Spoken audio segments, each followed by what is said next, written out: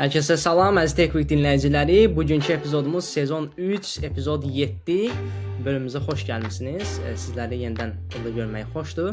Bu bölümdə bu həftənin texnologiya dünyasında mövzu olmuş Meta şirkətinin qurucusu olan Mark Zuckerbergin məhkəməsi haqqında danışacağıq sizlərlə birlikdə. Və bu məhkəmənin müzakirə etmək çalışdığı mövzular, əvvəl əslində bəzi mövzulara biz toxunmuşduq sizlərlə birlikdə. Sosial mediaların necə dizayn edilməsi, bu alqoritmlərin insanları, xüsusən də psixoloji yetkinliyə tam çatmamış yeniyetmələri özündən asılı salması, onların mental sağlamlıqları üzərində olan ciddi təsirini aşkara çıxarmağa çalışması ilə bağlı idi. Və bu bənzəri mövzularda biz 1-ci sezonda 5-ci bölümümüzdə danışmışdıq TikTok barədə söhbətimizdə və ingilis dilində yayımladığımız, o cümlədən 2-ci sezonun 4-cü bölümündə bəhs açmışdıq. Bu mövzulara toxunmuşduq. Gəlin sizinlə bu mövzularda söhbət açaq və digər ətraf mövzularda da müzakirələrimizə davam etdirək. Ümumiyyətlə bu məhkəmə proseslərini izlədikdə mən müşahidə etdim ki, məhkəmədə ifadə verən, proses boyunca şikayətçi olan tərəflər əsasən çoxluqla əziyyət çəkmiş, bəziləri hətta özünə zərər vermiş yeniyetmələrin, gənclərin yaxınları və valideynləri idi. Məhkəmədə iştirak zamanı onların dediklərinə əsasən, iddialarına əsasən Meta şirkəti gəlir modelini, qazandığı mənfəəti, yəni digər hər şeydən daha üstün tutmuşdu. Digər bütün faktorlardan, məsələn, gənclərin sağlamlığı olsun, onların keçirdiyi bu platformalarda sərf etdiyi zaman müddəti olsun, bu digər heç bir faktoru nəzərə almayaraq sadəcə öz səhmdarlarına qazandırdığı gəliri üstün tutmuş və platformalara üzv olan yeniyetmələrin, uşaqların sağlamlıqlarına vurulmuş zərəri biznesin xərci kimi, sanki biznesin maliyyəti kimi görmüşdür. Hətta bir qrup Metada çalışmış mühəndis öz ifadələrini bildirərək Instagram platformasının 13-17 yaş arası yeniyetmələri nə qədər erkən platformaya cəlb edərsə, o qədər uzun müddətli onlardan gəlir qazana biləcəyini araşdırıb təsəvvür edə bilirsiniz bunu, yəni. Bu məhkəmələr silsilə şəklində baş vermişdi və fərqli şirkətlərlə keçirilmişdi. Bildirildiyinə görə TikTokun və Snapchat'in müəyyən şərtlər daxilində mövzunu bağlayaraq şikayətçilərlə razılığa gəldiyi bildirilir. Bunun detalları çox da açıqlanmır, amma xəbərlər bunu bizə göstərir. Sosial media platformalarının ümumiyyətlə insanları özündən asılı salmaq taktikalarını və onların gəncləri, uşaqları, yeniyetmələri özlərini digər insanlarla müqayisə etmək, belə deyək, təsirinə saldığı deyilir. Sosial medialar bu belə deyək alətdən, bu detaldan çox yaxşı istifadə edir və onlar xüsusən də bu yeniyetmələrin bu özlərini göstərmə, özlərini təqdim etmə istəyini nəzərə alaraq, bunu daha da qabardaraq digər insanlarla müqayisəyə sürükləyir onları və bu məhkəmə proseslərində ortaya çıxan sənədlər də bunu göstərir ki, Meta və digər Metaya bağlı olan şirkətlər bu faktdan agah olublar və bu faktdan agah olaraq bu zərərləri bilərək, bunları bilə-bilə yenə də öz gəlir hədəflərinə davam etmişdilər və bunun heç bir bu barədə çox da böyük dəyişiklik aparmamışdılar. Fundamental belə deyək islahata getməmişdilər. O cümlədən gözəlləşdirici filtrlərdən bəhs olunur. Instagram üzərində və digər, məncə TikTokda da var bu filtrlər. Bu gözəlləşdirici filtrlərin xüsusən də yeniyetmə qızların belə deyək özgüvənləri olsun, onların özlərinə olan əminlikləri, özlərinə olan inamlarına vurduğu zərərdən xüsusən bəhs açılır. Hətta məhkəmə prosedurları zamanı aşkara çıxır ki, Meta özü də şirkət daxilində akademik araşdırmalar edibmiş və bu sponsordurduğu akademik araşdırmaların nəticəsi belə özlərinin dəstəklədiyi araşdırmaların nəticəsi də elə digər müstəqil akademik araşdırmaların gəldiyi nəticəyə gəlir və sosial media platformalarından davamlı şəkildə istifadə edən, uzun müddətli istifadə edən insanların minimal istifadə edən və yaxud heç istifadə etməyən insanlara nəzərən daha mənfi nəticələr göstərdiyi, onların psixoloji və yaxud da inkişaflarına, belə deyim, mənəvi inkişaflarına zərər vurduqları ortaya çıxıb və bu belə deyim, bu nəticələri Meta şirkəti özü bildiyinə rəğmən bunları yayımlamayıbdı. Bunları yayımlamamağı seçib. Bu da onlarla barədə bir bizə fikir bildirir. Bəs bu proseslər bizim üçün nələrin işarəsidir? Qarşıda nə gəlir? Xatırınızdadsa başlanğıcda biz podkastımıza başlayarkən 5-ci bölümümüzdə elə ötən ilin əvvəllərində bu bölümü yayımlamışdıq. Bu arada TikTokun satılacağı ilə bağlı və ilin sonunun, yəni TikTokun özünün sonunun gələcəyini bildirmişdik. Bu barədə fikir irəli sürmüşdük.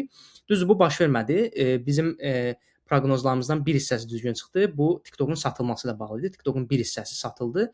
Amma TikTokun sonu gəlmədi və onların bu modeli, onların ortaya qoyduğu bu sosial media platforması modeli hələ də işləyir günümüzdə. Hətta başqa sosial media platformaları da bundan nəticə götürərək özlərinə tətbiq etməyə başladılar. Buna misal YouTube-dakı shorts videolar və yaxud da Instagram-dakı qarşımıza çıxan o qısa videolar. Ona görə bu proqnozumuz düzgün çıxmadığına görə hər hansısa bir böyük proqnoz verməyəcəyik. Nəticədə bundan çox qəliz, hüquqi, texniki proseslər ehtiva edir içində və uzun çəkən bir proseslərdir. Bu akademik araşdırmalar aparmaq, bunlar barədə test götürmək və nəticələr yayımlanması, bu nəticələri ortaya çıxarmaq və s. Amma bugünkü dövrümüzü biz maraqlı şəkildə böyük tütün şirkətlərinin ötən əsrdə etdikləri ilə müqayisə edə bilərik. Görəsən o nəticələr kimi olacaqmı? Yəni yekun nəticələr bizə bunu mu göstərir? Gəlin biraz kontekst verək sizə. Ötən əsrdə tütün reklamları, ümumiyyətlə tütün şirkətlərinin öz reklamları hər yerdə idi. Adi xəbər buraxılışlarında belə, axşam verilişlərində belə rahatlıqla tütün məhsulları sərbəst şəkildə göstərilirdi. Bu barədə heç bir qayda yox idi və yaxud da qaydalar hələ formalaşmamışdı. Ümumiyyətlə tütün istehlakına hər yerdə icazə verilirdi. Bu arada indiki dövrə müqayisədə hal-hazırda məsələn daha bu qaydalar sərtdir və tütün istehlakının harada olacağı və yaxud da tütün reklamlarının hansı platformalarda yayımlanacağı ilə bağlı ciddi bir qanunvericilik var bu barədə. Amma ötən əsrlərdə bu reklamlar hər yerdə idi. Ümumiyyətlə istehlak da hər yerdə idi. İnsanlar da daha çox bunu istehlak edirdi. Dolayısıyla daha çox siqaret çəkirdilər və görünsə o vaxtı da əgər siz bu barədə araşdırmalar aparmısınızsa, marağınız varsa görərdiniz ki, tütün zərərlərini belə deyək, həmin vaxtlarda tütün şirkətləri rəhbərləri və bu şirkətlərdə çalışan insanlar, hüquqşünaslar bu nəticələri sorğuya çəkirdilər. Həmişə deyirlər ki, bu tütünün ziyanı hələ də aydın deyil, əlaqə zəifdir, biz bunu sübut edə bilməmişik və s. və s. Amma biz bu tütün belə deyək, şirkətlərin rəhbərlərinin məhkəməyə çıxıb məhkəmələrdə ifadə verərək bu zərərləri dandıqlarını və əksinə insanların stressinin azaltdığını, tütün məhsullarının və yaxud da onların üzərinə qadağa qoyulmasının, label qoyulmasının, yəni o zərər verməklə bağlı, sağlamlıq zərərləri ilə bağlı yazı qoyulmasının bunların şirkət azadlıqlarına və şirkət haqqlarına zidd gəldiyini müzakirə edirdilər. Amma gəldiyimiz dövrə baxanda görürük ki, bu tamamilə yanlış idi və doğru olan həmin bu tütün paketlərinin üzərində xəbərdarlığın qoyulması, insan sağlamlığının daha prioritizə edilməsi, daha önə çəkilməsi və ictimai yerlərdə bu tütün istehlakının azaldılması, xüsusən də hansı saatlarda tütün reklamları verilə bilər və yaxud da harada verilə bilər. Bu belə deyək, xüsusən yeniyetmələri, uşaqları bu reklamların təsirlərinə məruz qoymamaq məqsədi ilə bu addımlar atıldı və bunun nəticəsində də görürük ki, bugünkü dövrümüzdə 2026-da bu addımların heç bir faydası olmadı və biz artıq gerçəkləri bilirik. Bütün şirkətləri geri çəkildilər. Əvvəl-axır bu hər şey öz yolunu tapdı. Demək istədiyimiz budur. Görəsən eyni aqibət mi gözləyir bu texnologiya nəhənglərini? Yəni siz nə düşünürsünüz? Bunu da kommentlər hissəsində, bu podkastda və yaxud YouTube kommentlər bölməsində bildirə bilərsiniz şərhinizi. Görəsən eyni aqibət mi gözləyir? Eyni nəticə mi gözləyir? Çünki əgər Markın ifadələrinə siz diqqət yetirsəniz, məhkəmədə verdiyi ifadələrə, görürsüz ki, onlar da bənzər arqumentlər gətirirlər. Deyirlər ki, məsələn, bu texnoloji məhsulların insanların ifadə azadlığına xidmət etdiyini iddia edirlər və yaxud da onların gənclərin özlərini təqdim etməsinə, belə əyləncəli şəkildə özlərini təqdim etməsinə şərait yaratdığını söyləyirlər. Bu bir hissəsi doğrudur. Təbii ki, bunu biz danmırıq, amma bu platformadan zərərli istifadələri, xüsusən də mənim diqqətimi cəlb edən məqam Markın bu platformadan zərərli istifadəni əvvəllər onsuz da zaten bu zərər çəkənlərin başqa digər psixoloji problemlərin olduğunu iddia etməsidir. Yəni Markın dediyinə görə bu platformadan zərər çəkən insanların zaten onsuz da platformadan sərbəst olaraq öz həyatlarında psixoloji problemləri var. Yəni bu iddia nə qədər mübahisəlidir, nə qədər belə deyək, biraz hətta qəddar bir belə deyək, mövqedir. Çünki onların iddia etdiyinə görə bu platformaların heç bir əhəmiyyəti yoxdur. Yəni heç bir təsiri yoxdur. Amma bunu belə deyək, bu iddianı təbii ki, hər bir valideyn, hər bir məktəb müəllimi və yaxud da hər bir bu barədə narahat bir insan asanlıqla bunu kənara qoya bilər və bunu gerçəkliyi görə bilir. Təbii ki, böyük nəhəng şirkətlərin qazandığı milyardlarla dollar mənfəəti onlar asanlıqla kənara qoymayacaqlar və bu mübarizədə sonuna kimi onlar öz mövqelərini qoruyacaqlar, öz mövqelərində dayanacaqlar. Yəni bu təbii ki, gözlənilən bir şeydir. Burada qeyri-adi bir şey yoxdur. Amma bizim bunu bilməyimiz gərəkir ki, biz Techfix olaraq da buna sonuna kimi inanırıq və bunu zaten biz Techfix mövzularımızda, bölümlərimizdə bunu ifadə edirik. Araşdırmalar bunu göstərir ki, müstəqil araşdırmalardan söhbət gedir. Bu şirkətlər tərəfindən maliyyələşdirilmiş qərəzli araşdırmalardan söhbət getmir. Müstəqil araşdırmalar bizə bunu göstərir ki, hər bir əlavə sərf edilmiş saat uşaqların yeniyetmələrin 1 saat oyunlarından, onların kitaba sərf etdikləri zamandan düşünməyə, valideynlərlə söhbətə, öz müəllimləri ilə söhbətə, öz yaşıdları ilə oynamağa və fikir mübadiləsi aparmağa sərf etdikləri zamandan oğurlanmış 1 saata bərabərdir.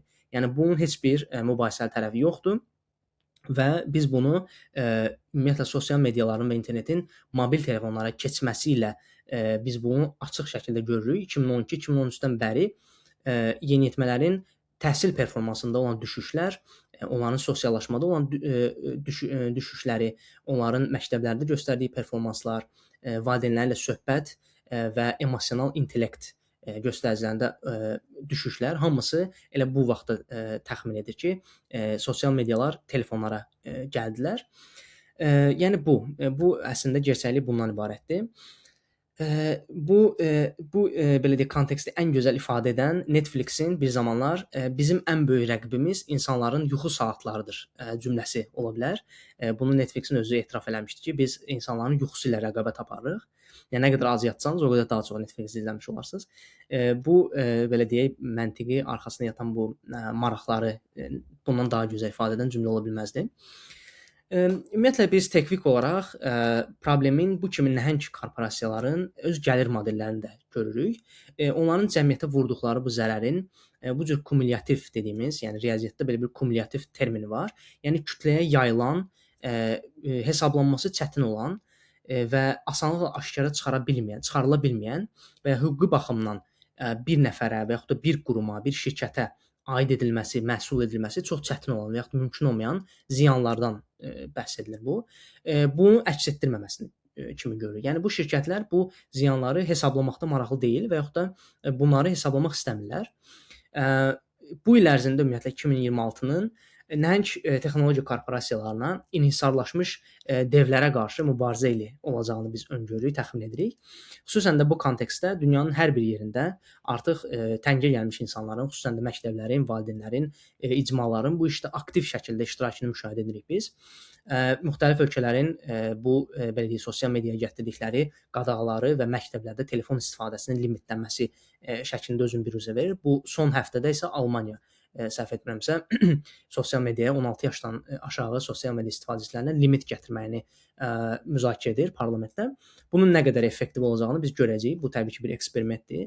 Amma bu müzakirələr davam edir və Fransa və Almaniya ən son ölkələr arasında idi. Fərqli belə deyək, ölkələrdən olan misallardan keçsək, phone free dediyimiz, yəni telefonların istifadəsinə limit qoyulan məktəblərdə istər müəllimlər, istərsə də direktorlar artıq son 10 illikdə uşaqların, gənclərin koridorda itmiş səslərinin yenidən bərpa olunduğunu, yenidən o səslərin, o gülüşlərin eşidildiyini deyirlər. Biraz bəlkə də dramatik bir ifadədir, amma onların dediklərinə görə son 10 ildə biz bu gülüşləri artıq eşitmirdik. Özlərinin sevinclərini bu cür ifadə edirlər. Bu lap eynilə o karantin zamanlarında Venesiyada ilk dəfə durulan sularda delfinlərin belə deyək görülməsinin xəbər olmasına lakin bənzədir sanki. O necə o vaxtda xəbər olmuşdusa, bu da eyni timsalda belə deyək xəbərə çevrilir. Yəni belə əziz dostlar, əziz dinləyicilər, bugünkü mövzumuzu belə bir qısa bir mövzu seçdik. Xüsusən bu məhkəmə dinləmələrinə və məhkəmə proseslərinə fokusladıq. Əslində dediyimiz kimi bu mövzulardan biz düzənli olaraq danışırıq, amma spesifik olaraq bu mövzuya biz toxunmamışdıq əvvəl və bu axın kimi davam edən bu zamanda, bu güncəllənən mövzularda biz sizin də belə deyək, bu mövzulardan agah olmağınızı istədik. Ümidvarıq ki, bu epizodumuzu bəyəndiniz, bu 7-ci epizodumuzdan razı qaldınız, dinlədiniz. Sizin iştirakınız, sizin mövzulara olan reaksiyanız bizim üçün çox önəmlidir. Ümidvarıq ki, növbəti epizodlarda da qoşularsınız.